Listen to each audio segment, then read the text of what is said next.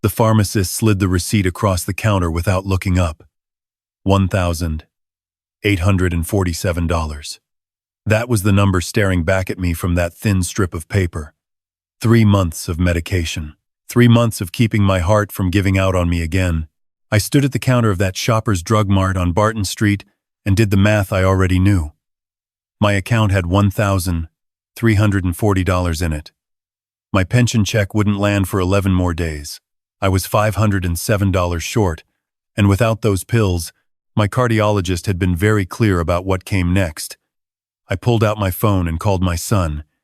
He answered on the second ring. I could hear noise in the background. Voices. Laughter. The kind of sounds that come from a room full of people celebrating something. "Dad. Hey, hold on a second." His voice was bright, distracted, the voice of a man in the middle of something good. I heard him move away from the noise. Sorry. We just closed the Lakeshore project. 22 units, Dad. It's a big one." I told him I needed to talk about something medical. The line went quiet for a moment. I explained about the medication, about the Trillium deductible that hadn't rolled over yet, about the $507 gap, about the cardiologist's instructions. I kept my voice steady. 38 years as a pipefitter taught me how to stay calm when the pressure gauge was climbing toward red. "Dad." His tone shifted. "Careful now. That's rough timing.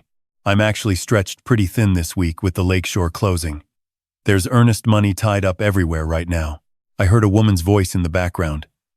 Soft, impatient, Vanessa. I'd met my daughter-in-law 4 times in 6 years.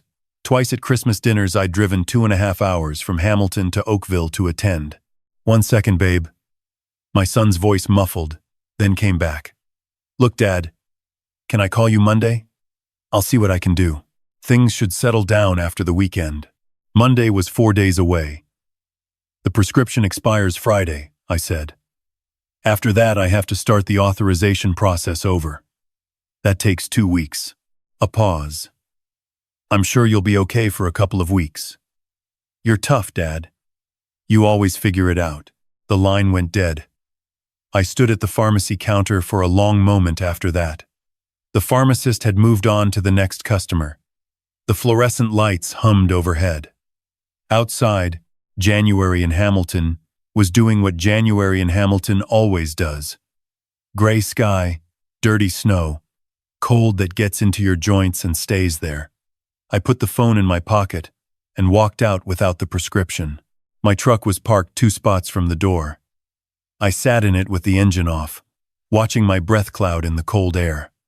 38 years I'd worked the trades, UA Local 67, pipe fitters and steam fitters.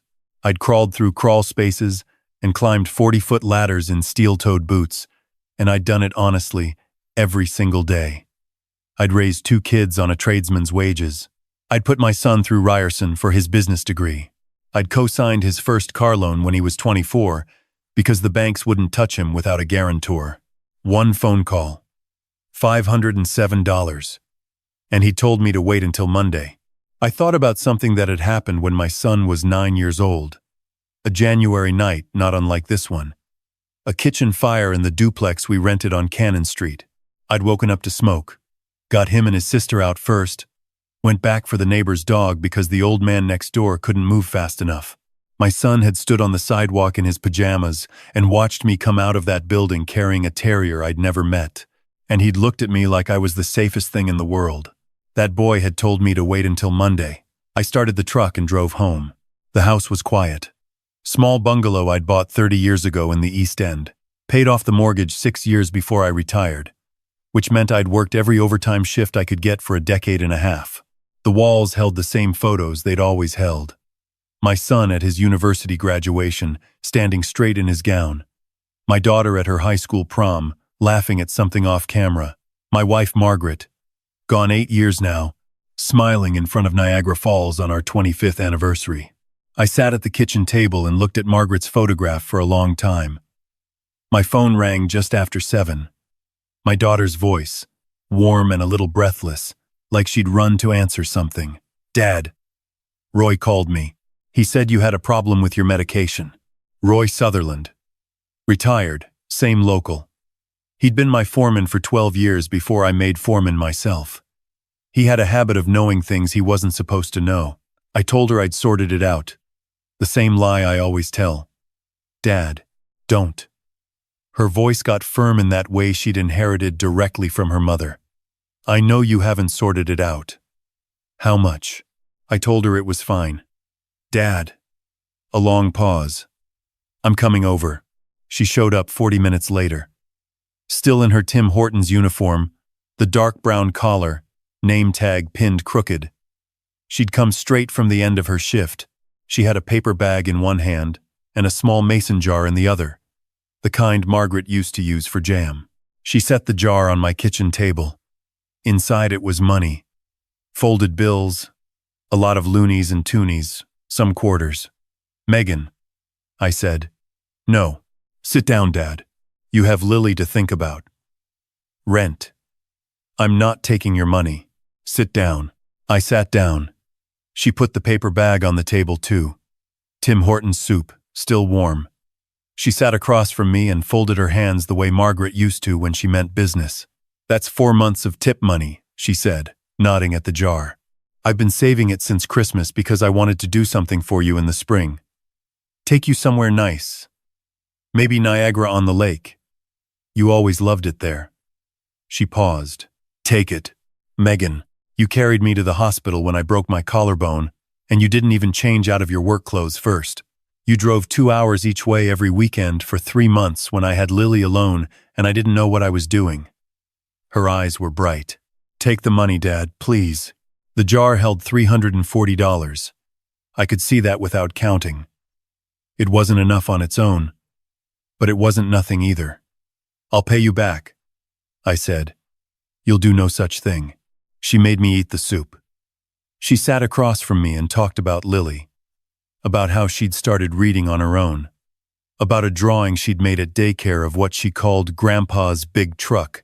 She stayed until 9 o'clock, and then hugged me hard at the door, the way she always does, like she means it. After she left, I sat at the table with the mason jar in front of me and thought about the difference between the 2 children I'd raised. I fell asleep in my chair. The knock came at 8 the next morning.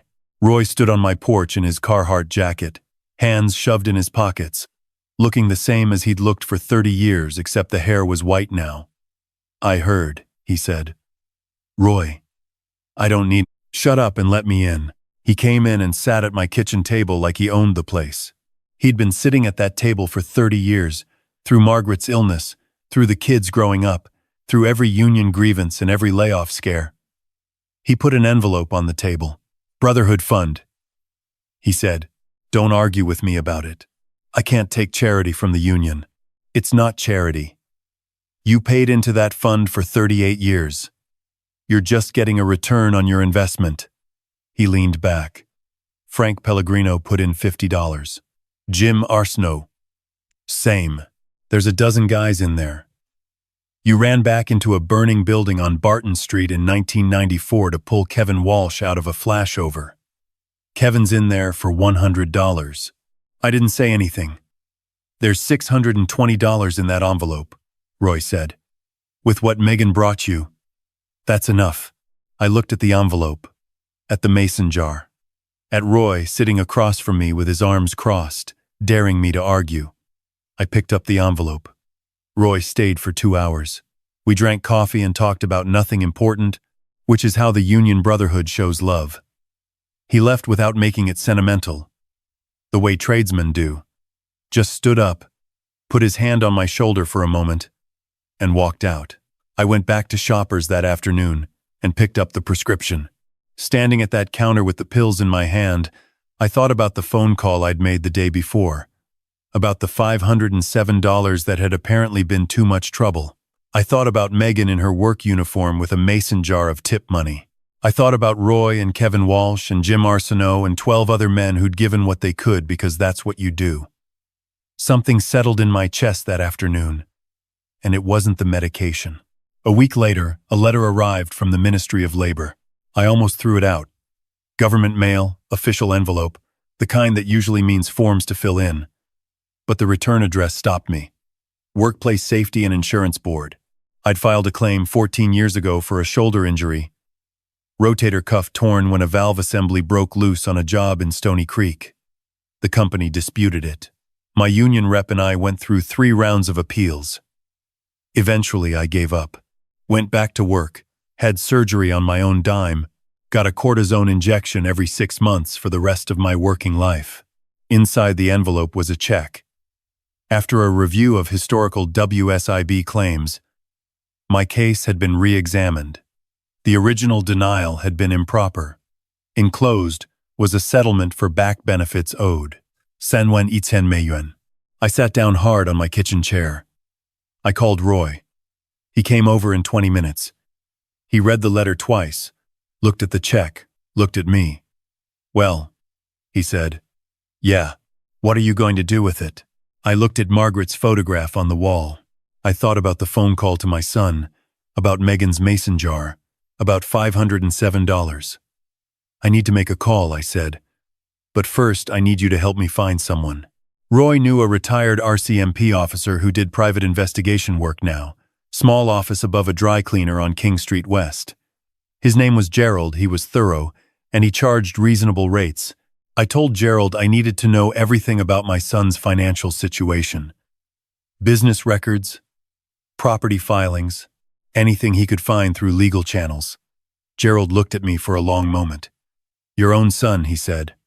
"My own son hung up on me when I needed $507 to keep my heart working," I said. "I'd like to know if that was because he couldn't or because he decided not to." Gerald found the first thing in 4 days. In 2020, my son had applied for a home equity line of credit on a rental property. The property had 2 names on the title, his and mine. I'd co-signed the original purchase with him in 2015 because the bank wouldn't approve him a loan. I'd forgotten, honestly. It was listed under his address, he handled everything. I'd signed papers at a notary's office one afternoon and thought nothing more of it.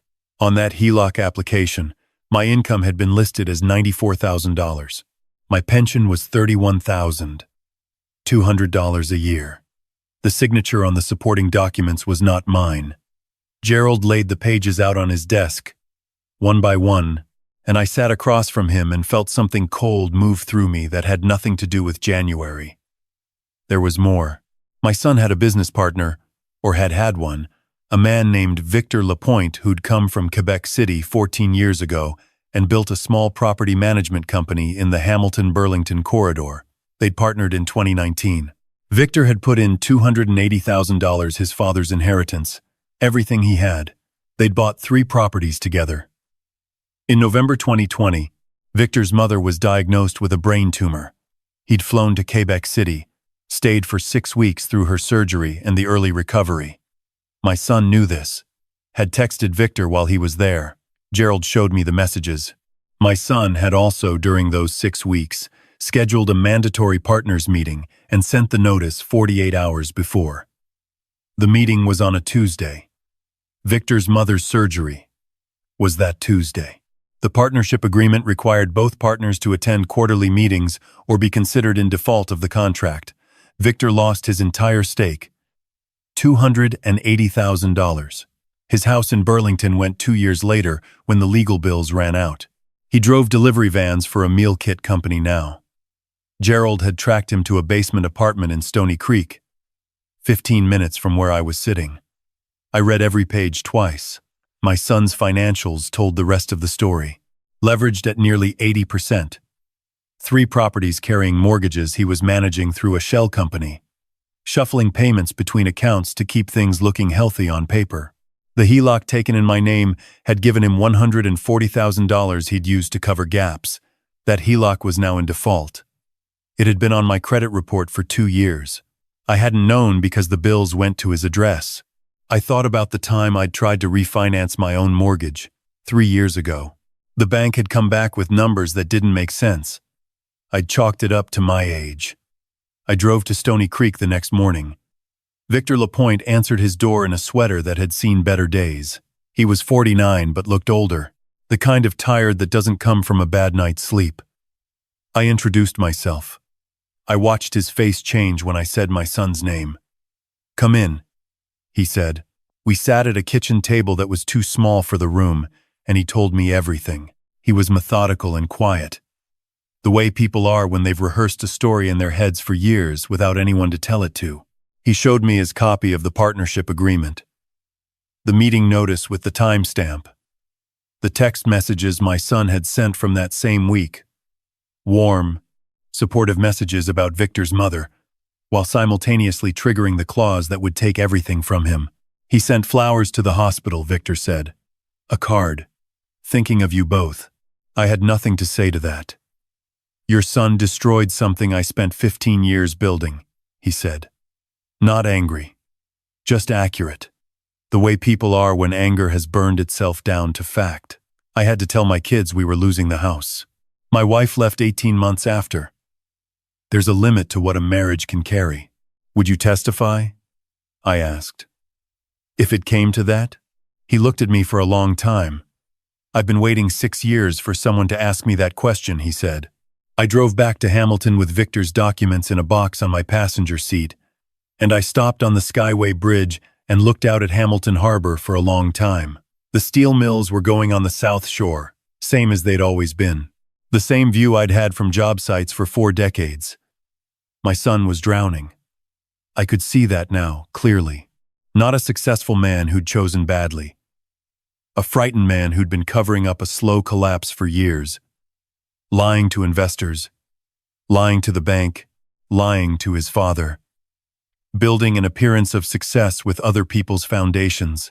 I thought about Father Donovan, our old parish priest, who used to say that dishonesty is really just fear wearing a disguise. Then I called Roy. I need the Union Hall. I told him. 3 weeks from Saturday. Evening. How many people? Everyone who wants to come. Tom. His voice was careful. What are you planning? I'm planning to show my son what showing up looks like. Roy was quiet for a moment. All right, he said. I'll make some calls. I made 3 more calls that afternoon. Megan, first. I need you there, I told her. Bring Lily if you have to. But I need you there. This is about Derek, isn't it? Yes. She was quiet for a moment. Okay, Dad. I'll be there. Victor next. Bring everything, I said. Every document, every email, every piece of paper you have. It's time. He didn't hesitate. What time? And then my son. He answered on the first ring, which told me he'd been waiting for my call. I'd been ignoring his messages for 2 weeks, since I'd told him I'd found out who he really was, and then hung up before he could answer. Dad. His voice was raw. Please. Can we talk? Just us? UA Local 67 Union Hall on Barton Street, I said. 3 weeks from Saturday. 7 o'clock. The Union Hall? Why? Who else? Everyone who matters. Dad, I don't understand. Come alone, I said. Don't be late. I hung up. I didn't sleep much for 3 weeks. I went to my cardiac follow-up appointments, took my medication, shoveled my walk when it snowed, drove Megan and Lily to the museum on a Saturday when she had the day off. I ate soup at Roy's kitchen table one Sunday evening and watched the Leafs lose. Which is what the Leafs do. And I sat with it. All the anger, the grief, the slow and terrible clarity of understanding who your child has become. I arrived at the Union Hall an hour early. The building was on Barton Street, brick and mortar, the same as it had been since 1952. The hall smelled like coffee and industrial cleaner, and 60 years of working men. The Canadian flag hung at the front of the main room beside the provincial flag. Folding chairs were set out in rows. A long table at the front, the same coffee urn that had been there since I was an apprentice. They came through the rain. By 6:30, the parking lot was full. I stood at the second-floor window and watched them arrive in trucks and minivans, men in their 50s and 60s, a few younger faces, a handful of wives. Roy had told me 40 people were coming. I counted more than 50 by the time the hour turned. Megan arrived at 6:45. Lily was with Roy's wife for the evening. She came straight to me, put her hand on my arm, and looked at my face. How are you? Steady, I said. You? Tell me what's going to happen. I looked down at the parking lot one more time. My son's car had just pulled in. You're about to find out, I said. He walked in alone. Charcoal wool coat. Good shoes. The careful grooming of a man who still believed that looking successful was the same as being successful. He stopped 3 steps inside the door and looked at the room. 53 faces looked back at him. He found me at the front. Dad. His voice was low. What is this? Sit down, son.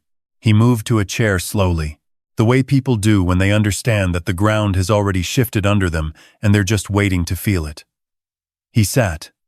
He looked at Victor Lapointe, sitting near the wall with a cardboard box at his feet. Something moved across his face when he saw Victor. Recognition.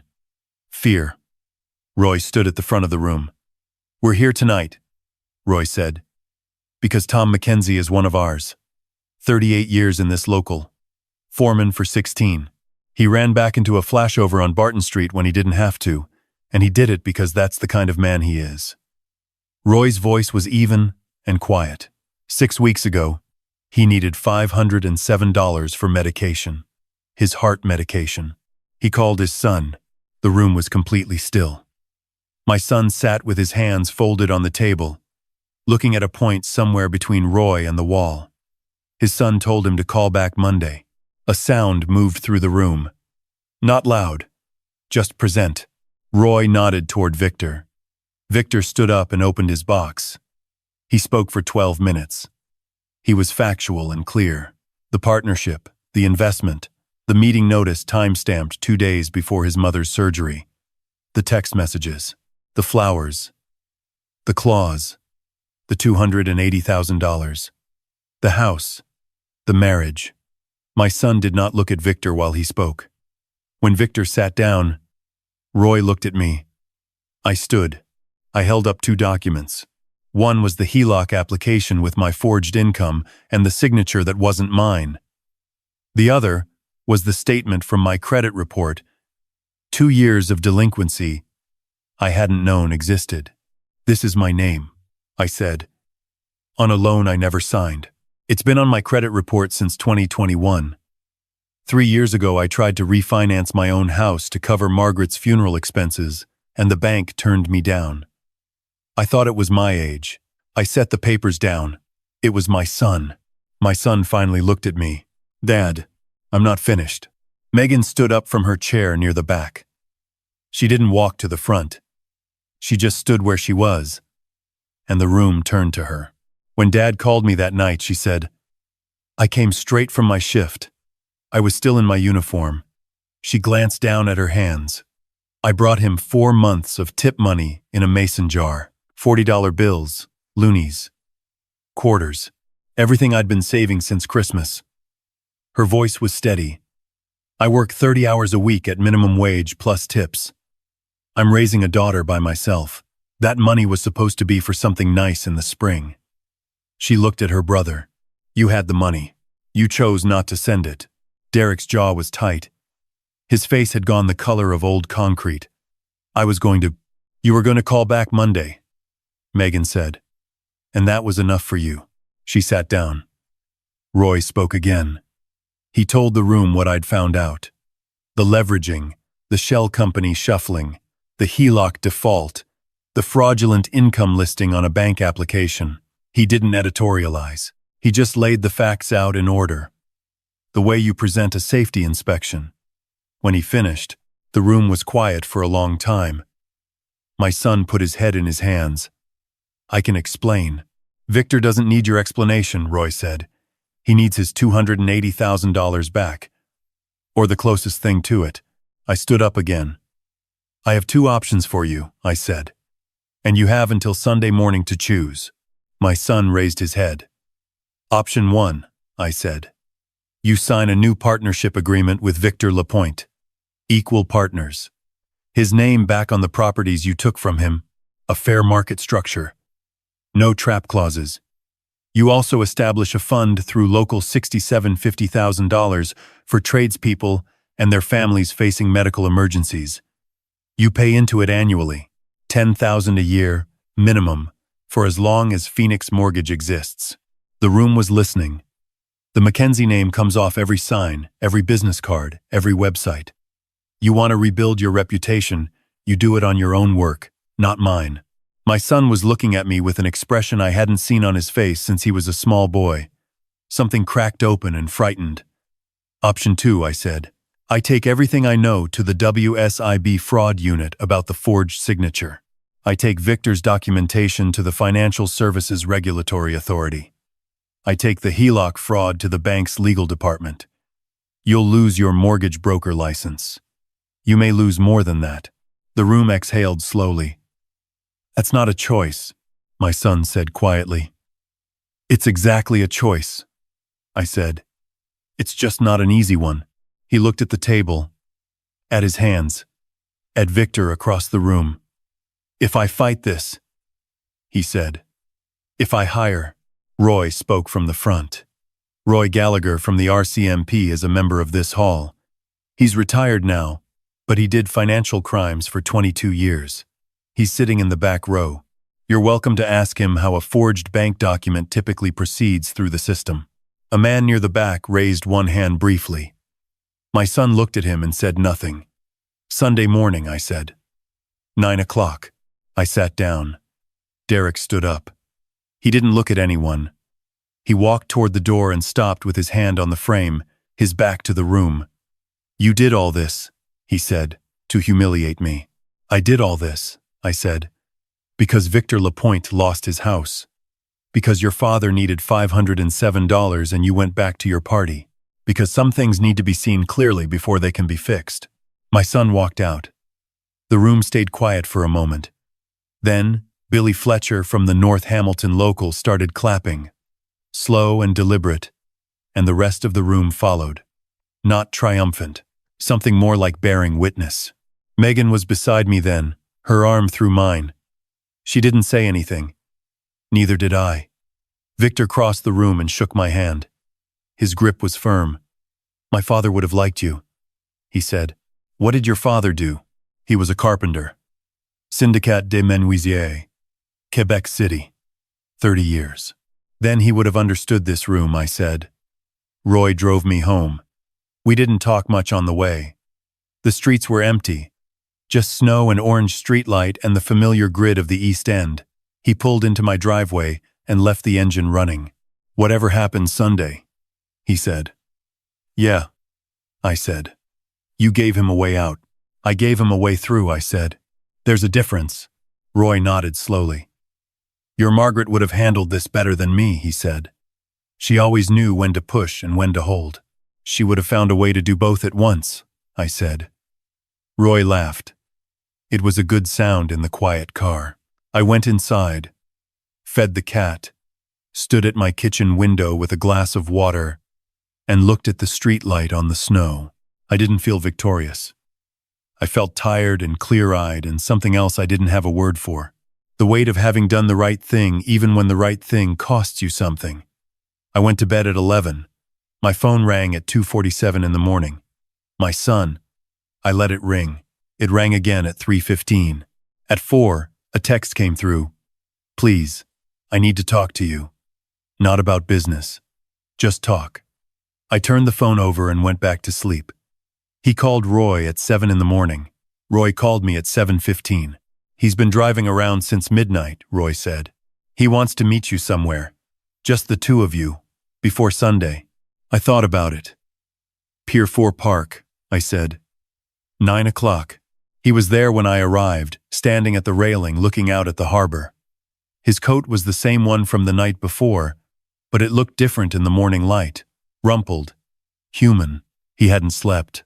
I stood beside him and looked out at the water. Steel mills on the South Shore. A freighter moving slow through the gray. I don't know how it happened, he said. That's not an excuse. I've been trying to understand when I stopped being a person my father would recognize. I waited. The HELOC. I told myself it was temporary. That I'd fix it before it mattered. That you'd never know. He exhaled. Victor. I told myself the contract was the contract. That business is business. I told myself a lot of things. How many of them were true? He shook his head. Dad, when you called me that night about the medication, he turned to look at me. His face was gray. The truth is, I had $1,800 in a personal account that wasn't tied to anything. I could have sent it in 2 minutes. He paused. I was embarrassed that I was borrowing against your name while you were asking me for help. I don't know what I thought. That if I pretended not to have it, I wouldn't have to face what I'd done. I looked at the harbor. You let me call Megan instead, I said.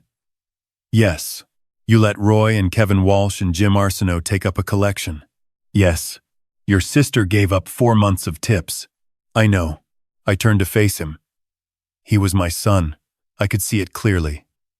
Even now, the 9-year-old boy in pajamas on a frozen sidewalk, the university graduate in his borrowed gown, the man who'd made choices I couldn't defend, all of it was my son.